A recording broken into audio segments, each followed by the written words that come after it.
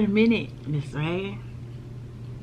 It has been a minute, and my apologies, but y'all know how I roll. Those of you that have been around, y'all know Miss May just posts when I feel like I need to post something, but it has been a while. So hello, my beautiful friends, and if you are new here, welcome. My name is Miss May. Actually, my name is Tiffany May. People call me Miss May and know me as One Fab Teacher. So this video, I feel like needed to go up ASAP because y'all, we need to sit here and talk. We need to get it together. Okay, we need to get it together. This is why we need to get it together. So it is summer, and I know a lot of teachers are off now, relaxing, chilling, enjoying, getting that saw on, just doing your thing. And trust me when I tell you, do your thing, because I've surely been doing mine.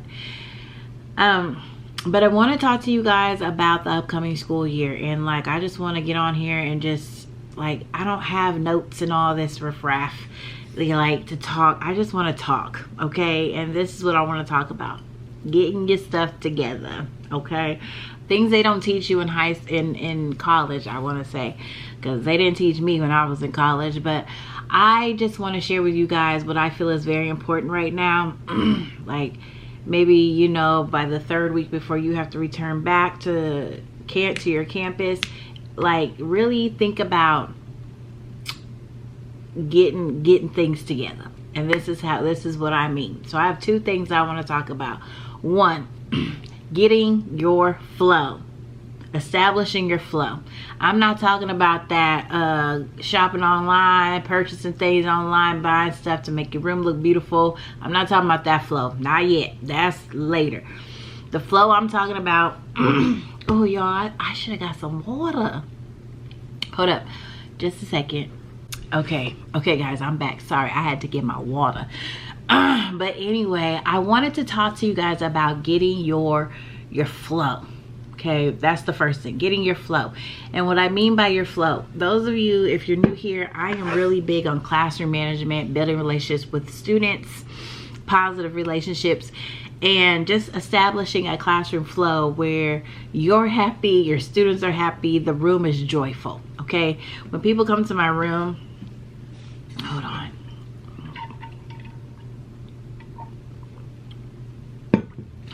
Ooh. When people come into my room, I want them to feel joy.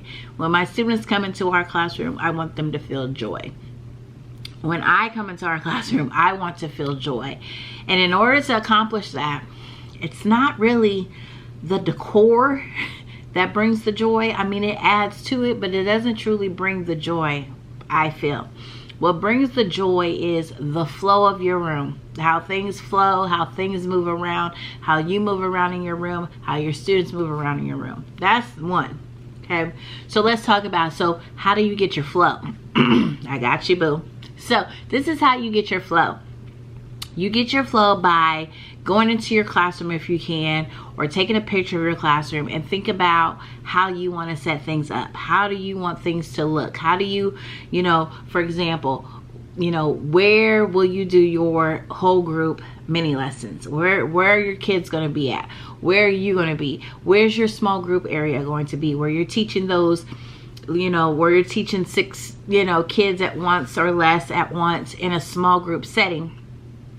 And then where, y'all, my throat. I am so sorry. Try to take that out, okay? But like your small group area, where's your small group area going to be when you're teaching your students? Where are your students' desks or tables going to be when they're doing their work at their seats? Where's your math area going to be? Your writing area, your libraries. Like, you got to have a flow. You can't just put things here and just put things there and say, okay, that's where it's going to be. You have to have a cohesive flow. It has to, like the water, like the ocean, just how that has a nice flow to it. You need to have a flow. And having a flow does not mean creating this Pinterest-like classroom. Don't get me wrong, because I like my classroom looking beautiful too. But before you start decorating and making it beautiful and making it how you want it to be, think about the flow. Think about, because I am a firm believer, I don't like having unnecessary things in my classroom. I am not a pack rat. I don't flow that way. My brain doesn't do that. I'm not a hoarder. People will tell you, teammates will tell you from way back when, they will tell you now, I am not a hoarder. I throw stuff away. If I haven't used it in so long, if I'm not going to need it, it goes in the trash, period. So think about your flow, how things are flowing, how your kids will flow in that classroom so that it's not feeling chaotic in there. So what I like to do is I just like to map out where I'm going to put things. Okay. Now, let's say you map it out and you know, once you get things going and you start setting it up, you're like, this isn't working. Change it. I change things all the time. Like, change it. It's okay to change it, but get yourself a flow. Get a pencil, paper, get your iPad, you know, sketch out your classroom flow and how you want things to be and where you want things to go. Like where you want shelves to go, where you want certain chairs to go, where you want your cool down area to be. You have to map that out. That I cannot stress that enough to you. Don't go into your school unless you don't know what it looks like. You don't know what your classroom looks like. But if you can get a picture, or you already know what your classroom looks like, start creating that flow. Where your kid's going to be when you teach that whole group lesson, where your kid's going to be during small group time. And when you have your small group area, make sure that when you have your small group area, you're able to see every single student that's in your room. You can see every single nook and cranny in your room, because things happen. You don't want to have a small group area and then there's a shelf here and you can't see, but kids can go over there and read over there, but you can't see what's going on. You have to make sure you create these areas where when I'm sitting at my small group table, I always want my areas to be open to where I can see where my students are. Whether they lay on the floor and work, whether they stand up at their desk and work, I don't care. I'm not this military teacher type. You better sit at your seat and that's all you. I'm not that. I let my kids sit wherever they want, work wherever they want. However, I have to be able to see you. Like you can't be going around the corner, because I don't know what you're doing around that corner. You could be just sitting there playing, twiddling your thumbs. I don't know. But I have to be able to give that look. Y'all want to see that look? So I'm working, you know, this way. Y'all know me, okay? I'm very upbeat, happy going. I'm just a happy-go-lucky person. Always have been. But people know when I'm not happy. And so I'm just working, doing my small group thing, and you're listening and you're like in your groove and you notice and you just happen to look up and there's somebody not doing their job. This is what I do.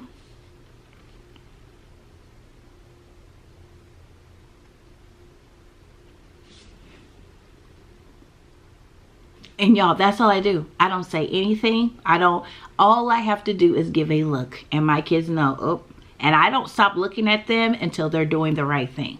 But see, I can't do that if I can't see my kids. You got to be able to see all of them where they're at. I don't care if they lay way over here in this corner, as long as I can see them and I can give a look if I need to.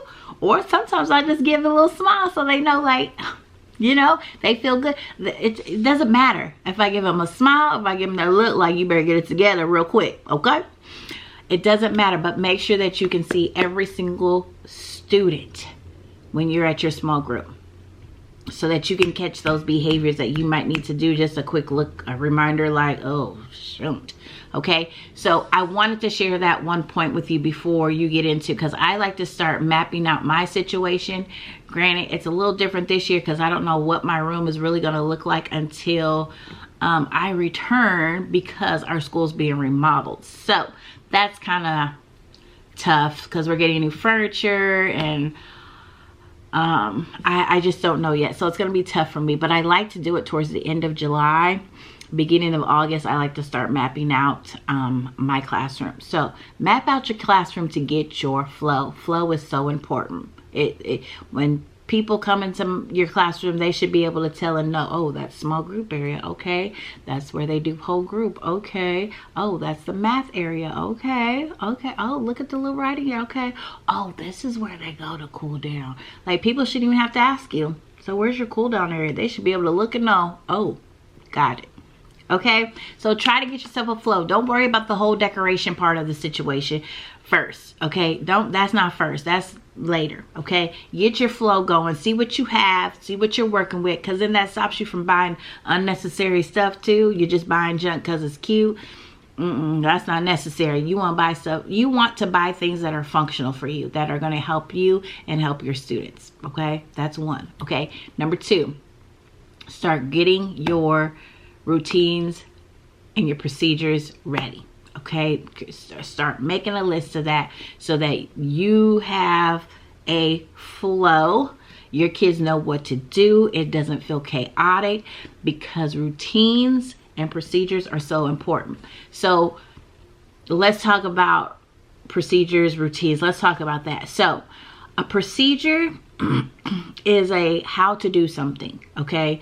And the routine comes in because it's something that you do on a consistent basis. So for example, my routine every day when I go to work, okay, during the school year, my routine is this. Sorry, I just saw the cutest little doggy. Okay, so my routine is this. I wake up, the alarm goes off, hit it to turn it off. Sometimes snooze, not gonna lie, sometimes I do hit the snooze, but I hit it, okay? And then I'm immediately giving God the glory. I'm praising him. I'm thanking him as much as I can possibly thank him, laying there for a couple of minutes, okay? I'm giving God the glory. Then I get up and I make my bed, because that's a procedure. How do I make my bed, okay? The routine is I do it every single morning when I wake up after I give God the glory. So I make my bed. Then after I do that, I get myself a cup of coffee, I get my Bible, and I try to read at least a scripture or two, okay, before I start getting ready for work.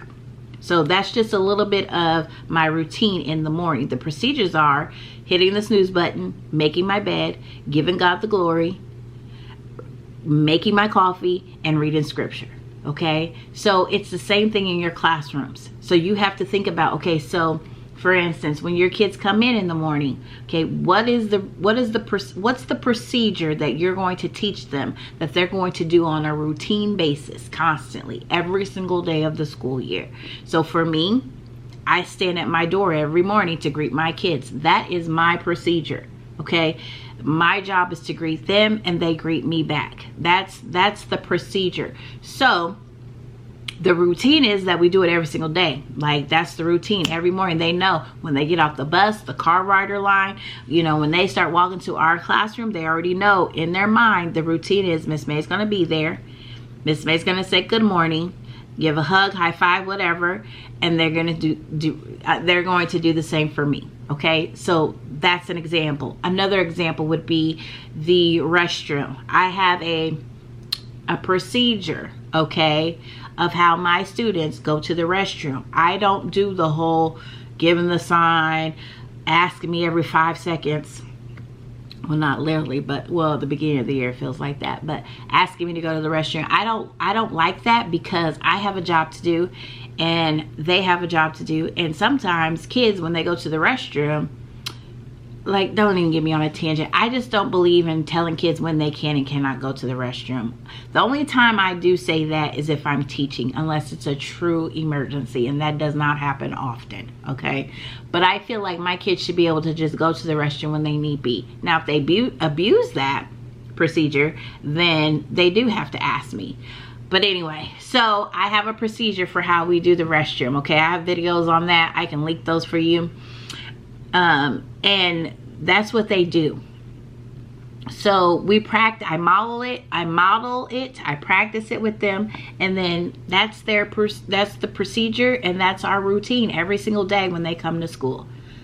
Pencil sharpeners. So like pencils, okay, we don't hear the pencil sharpener all day long, every single day of the school year. We never hear it, okay?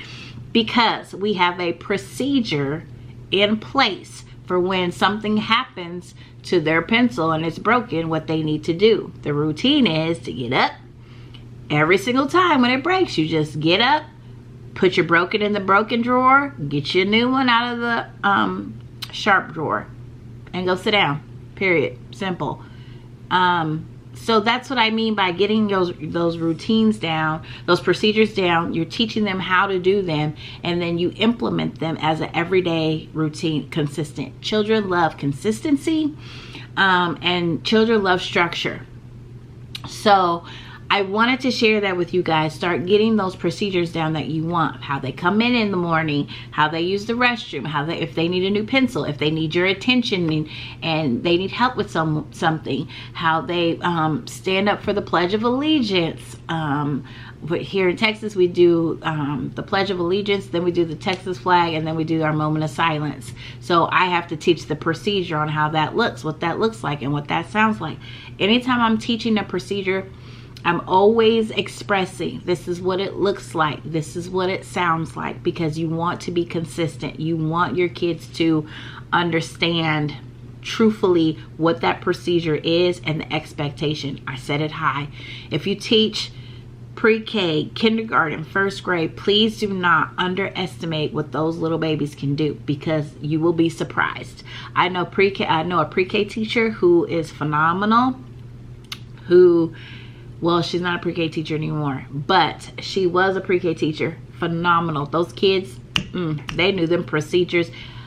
Sometimes I would be telling my first graders, look at pre-K right now. Look at them. You know? But they can do it. Don't underestimate. Like, I love independent students. I love independent children. Like, I want to be there for them academically so bad and emotionally so bad. I do. However, I need them to be independent as well. Like, there are certain times in our school day where I really need them to be independent. I cannot give my energy to counting how many times somebody went to the restroom and giving tickets for the restroom. I don't have time for that, okay? I don't have time for counting how many pencils someone has. I don't have time for that. So I want my kids to feel independent. I want them to know that I trust them. If they break the trust, then there's logical consequences to that. Period. It's very simple. I think sometimes teachers make things more harder. Like, let's work smarter, not harder. And I just want to stress to you, think about those routines and those procedures that you want to establish in your classroom this school year, because that's very, very important. You got to have a flow. Your room has to have a flow. And you have to have those procedures in place. I think of a procedure for every single little thing that I can possibly think of, because it just helps. Like, somebody just commented, and that's why I'm saying it now, but like, even as far as like, you know, when you're teaching and like your principal might come in or your teacher bestie might come in and they're all like, oh, hey, Mr., hey, Mrs., hey, you know, and it's all chaotic. And you're like, you know what? You don't need to be doing all that. So I have to teach my students. So when our principal comes in, like, this is what it looks like. This is what it sounds like. I don't want you to ignore her. No, by no means, or him, whatever, you know, but you can give a quiet wave, a smile, and you keep on working. But we're not bum rushing our principal or my teacher bestie. We're not doing those things. We're not doing that. Okay. So I just wanted to say that little piece. I know it's only June, but it's always on my brain. Granted, I have been chilling and relaxing, but there's just things that I start thinking about. And I wanted to share that with you because I know some of you report back at the end of July. And then some of you go back like very early August. I report back the 14th. So I will probably start thinking about my procedures that I want to get in place. Some you just automatically know, like you're going to teach it. But I do like to write it down too. So, but just a little food for thought, because I know some of these things that I share on my channel, I was never taught in college. And this is I'm going into my 20th year of teaching. And I wasn't taught that in college. So I don't know what it's like now. I know that I've come across some people though who have told me that their professors have shown my videos in their classes, which is pretty cool.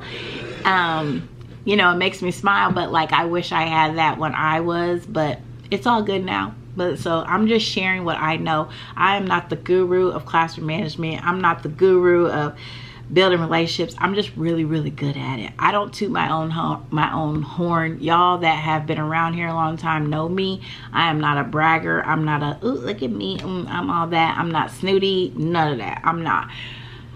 I'm very humble, because, you know, things could be taken away from you instantly. So I really try to stay humble, because I would not have this or be this way if it wasn't for God. This is a God-given thing for me. So if you have any questions, please do not hesitate to email me. If you go to my website, I'll put a link in the description. If you go to my website, there's a contact button that you can click, and you can just type in a question that you have for me, and I try my best to get back to you within at least 48 hours.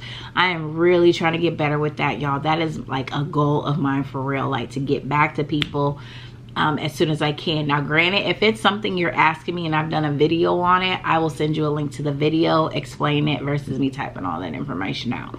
But I will do my best to help you in any way that I can if you do have a question, okay? So again, just go to my website. If you click on contact and just fill out the information, and I got you. I'll try to, at least. So y'all, I need some more water. Y'all, this, first of all, this is not sponsored. This water bottle is like thebombdiggity.com. Like, I know everybody's all into the Stanley, and I was gonna buy me one, but I'm like, I don't know if I want to pay that much for a water bottle.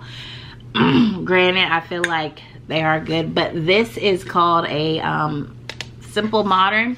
It's this is 50 ounce, okay? So that's how much water is in, and I tell you, when I fill this up, this lasts me all day long.